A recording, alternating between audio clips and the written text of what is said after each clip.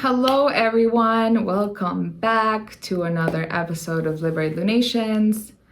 My name is Eleonora and today we're going to be talking about the full moon in Cancer that happens on January 17th with its peak time of 3:47 p.m. Pacific Standard Time. Now this full moon, Pluto is heavily involved here with the luminaries, so it'll definitely be one to remember. You know what, let's just get into it. Let's just not waste any time and let's get into it.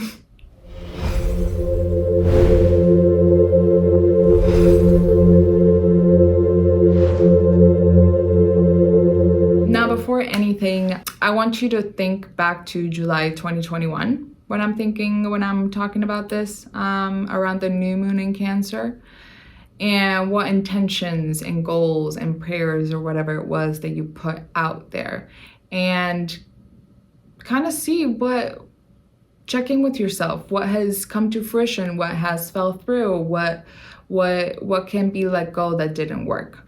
So just have that in mind while we talk about all the aspects. Starting off first with Pluto conjunct the sun in Capricorn and opposing the moon in Cancer. Now this transit can help us step into power a little, but I would advise you to be careful how you harness this power and how you use it in relation to other people and in relation to really yourself and your value.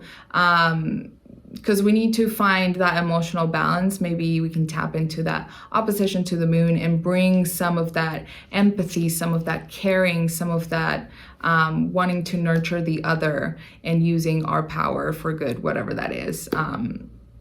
Channeling this energy in a productive and healthy way is ideal rather than getting caught up in a power trip. Next up, we have Venus retrograde in Capricorn, trine Uranus retrograde in Taurus. I feel like Uranus is just playing parts in all these lunations, no matter where you are, fire, water, air, earth. I mean, it's no surprise. They're just there to shake things up. So it's all about figuring out in which ways you can step out of your comfort zone. We've talked about this with the new moon in Capricorn. What can you do to expand your knowledge, to expand your things, in this case, to expand your values, to grow and learn with positive experiences, whether they're relationships, whether they're, love, friendship, business, whatever it is.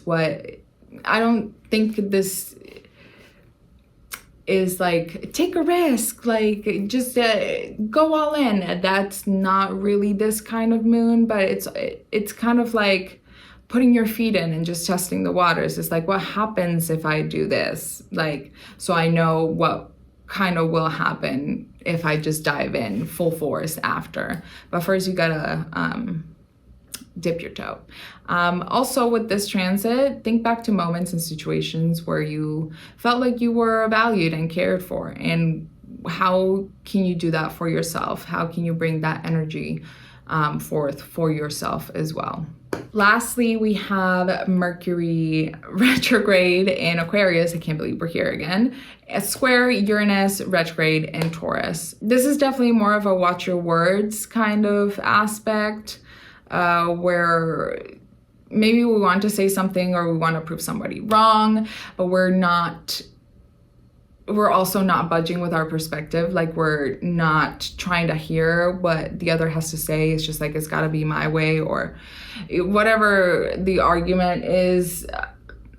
I think this can be good, both good and bad energy. I can't even talk because it's just one of those where it's just like, just watch what you're saying and really try to tap into the energies of like, it's about knowing where to invest your energy and what conversations do I really need to step out and be like, yo, you shouldn't have said that, or that's not cool to do that, versus I'm just gonna start shit just to start shit because the other person, like, I don't see things that way. It's like, how about you take a chill pill and just like open your mind up a little bit. I think these planets are both retrograde, so it's all about reevaluating and rethinking maybe your communication process, or how you would, like, maybe if you want to react one way, maybe just be like, oh, you know what? I'm not even gonna waste my breath on that shit. I'm just gonna move on. Right, I'm gonna pull a card for you guys. For this full moon in Cancer, it's gonna get pretty emotional, I feel like, you guys. So just find that grounded energy, and just, if you need to go within and go in your shell, do it. Cancer is all about that, and it's all about self preservation too, not in the bad way of the word, but in the, if you don't fill your cup, how are you gonna fill somebody else's cup up? You know what I mean? So it's okay if you have to retreat. It's okay if you have to go within and be in your shell and just like fill your cup up. We have Neptune and the waxing crescent moon. Creativity. Maybe we have to, you know what? I'm sorry, Neptune. Every time I see Neptune, I just go to straight disassociation, like imagination, just like being completely deranged not in a crazy way, but deranged and just like, I'm not living in reality kind of thing. So really, if you need to like step out of reality and just like not be in it and not want to be a part of it just for one day, you have a right to do that. You have a right to do whatever's best for you, whatever's best for your well-being, whatever's best for your emotional well-being, your mental well-being, and your physical well-being.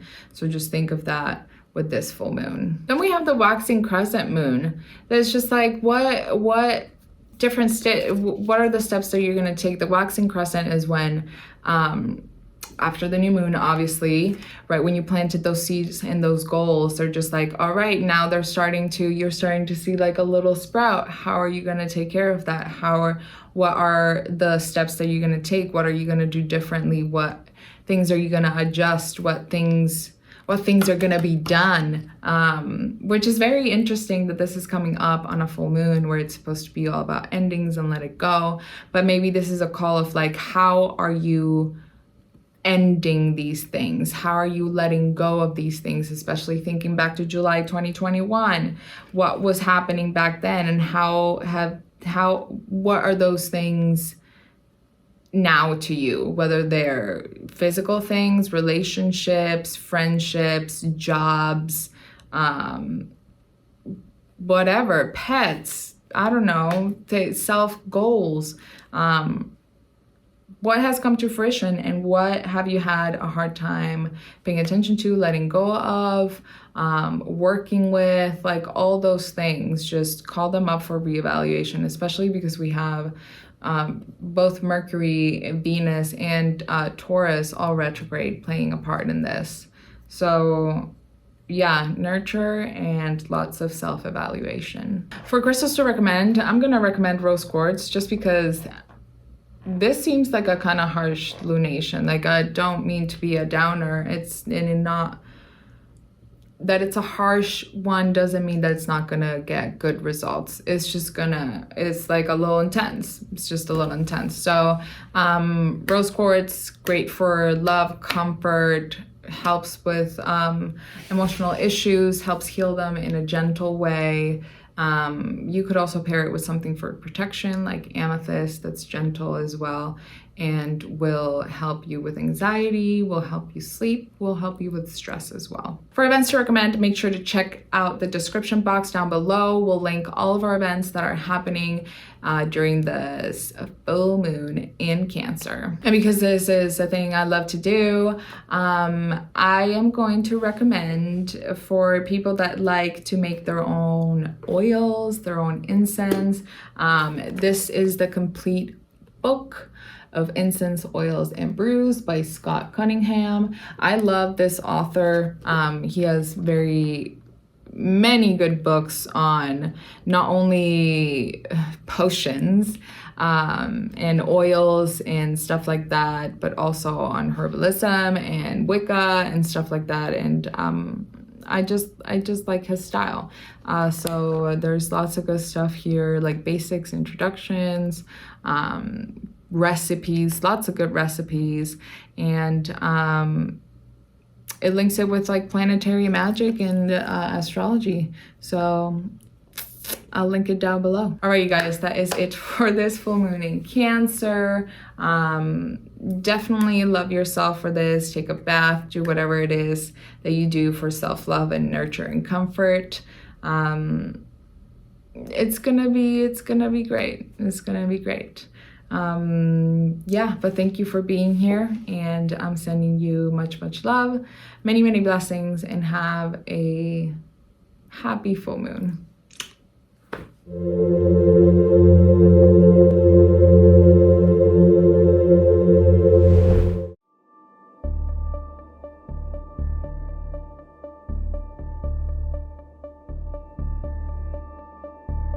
Energy healing is a form of therapy that helps treat the person on all levels of their life, spiritually, mentally, emotionally, etherically, which is energetically and physically. I'm energy, this chair is energy, everything around us is energy. When you receive an energy healing session, it's a transmission of life force. There are a lot of techniques that we can use to balance the energy field. Regardless of the practitioner, there are certain ways in which each of us can connect to and help the client rebalance whatever it is that's going on in their energy field that is creating dis-ease or discomfort in their lives. We work with you both in person and remote. Energy healing is good for everything. So you can use it to manifest something. You can use it to treat an ailment, whether it's something physical, mental, emotional. And we cleanse your chakras, balance you, clear out stress, physical issues, worry, fear, trauma, anxiety. Release cords, release things in your life or in your body temple that are keeping you from moving forward. I normally suggest that people get an energy healing whenever they feel that they need it. Healing energy work should be done on a regular basis, like taking a shower. If you're watching this and it crosses your mind, out of curiosity, get a healing. You're being called to it.